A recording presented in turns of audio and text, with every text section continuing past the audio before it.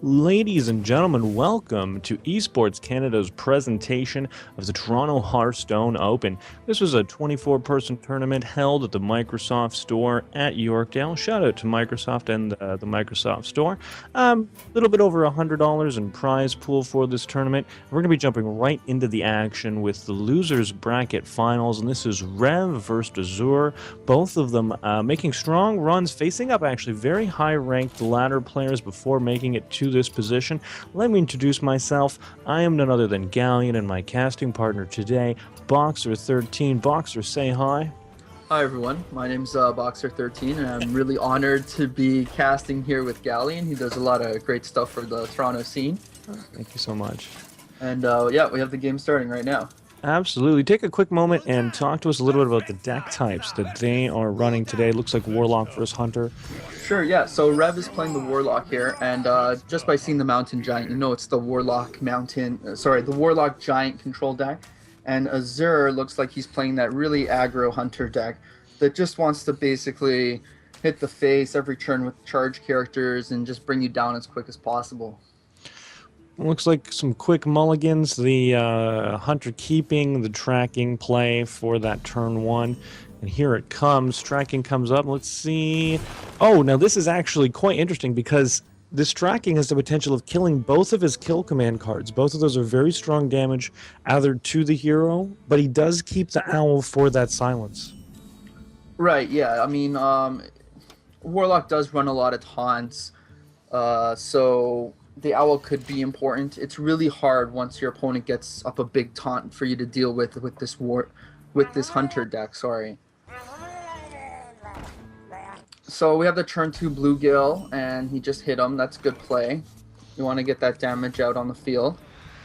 The Warlock is just life tapping. That's usually what you want to do. Turn 2, turn 3 life tap. It allows for the turn 4 Mountain Giant play or turn 4 Twilight Drake. Absolutely, just build up that huge card and really play almost nothing in this at the start. That's how that Warlock Giant works. A little bit of thought about maybe playing that Abusive Sergeant, pumping up that Bluegill up to the 4 damage, get an extra 4 damage in, and have the 2 minions on the board. But he is thinking about it. Let's see what he does. It does look like he's going to play the Arcane Golem here. It's extra constant damage each turn, so it makes a lot of sense to put that out there, even though he is giving his opponent that extra mana crystal. He's not really worried about his opponent having more cards or having more mana than him. He just wants to get the damage out.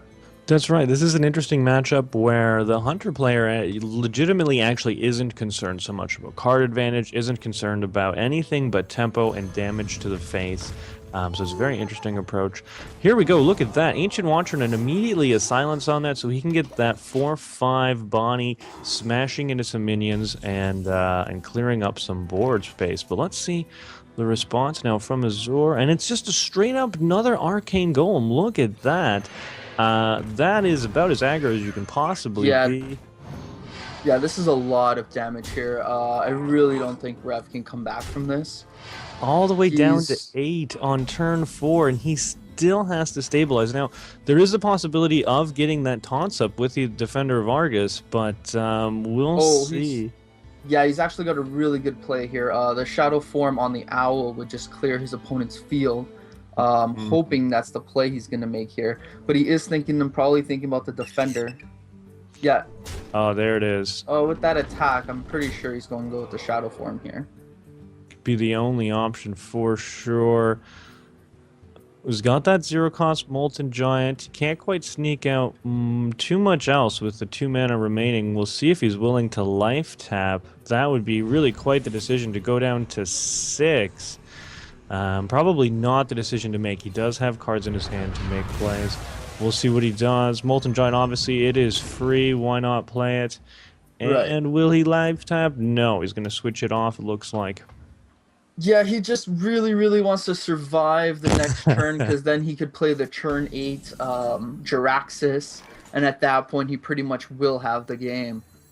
Ooh, this misdirection. Let's hope he doesn't attack with that Mountain Giant into his own face. That is a potentially lethal damage misdirection. And here comes the new Unleash of the Hounds, recently brought down to the 2 mana. He's going to throw in an extra 2 damage. keep that pressure on. And as you can see, this is exactly how this matchup works. Hunter at almost no cards, Warlock at tons of cards, and no mana, and no Very low health. health. That's what I'm trying to say. And here we go. The second Molten Giant comes out. Now, where is he going to position this? Is he going to try to get the double taunts of the Defender of Argus, or is he... No?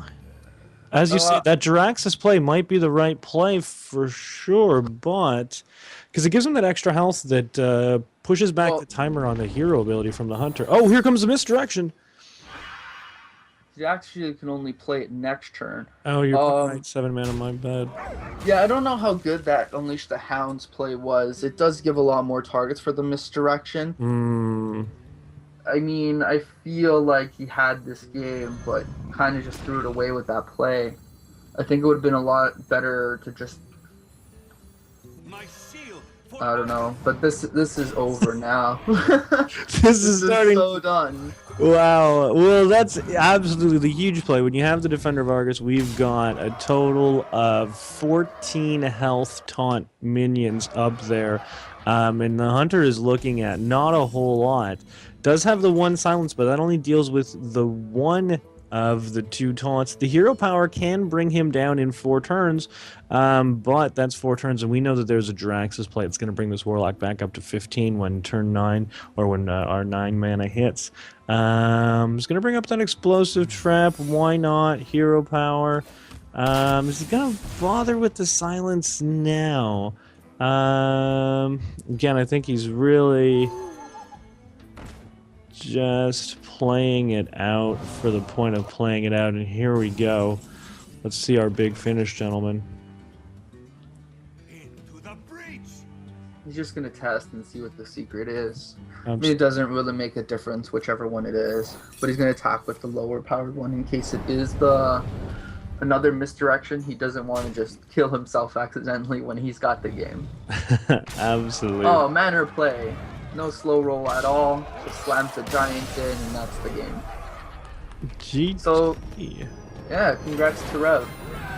Congrats to Rev, and there we get really the true example of these two types playing against each other.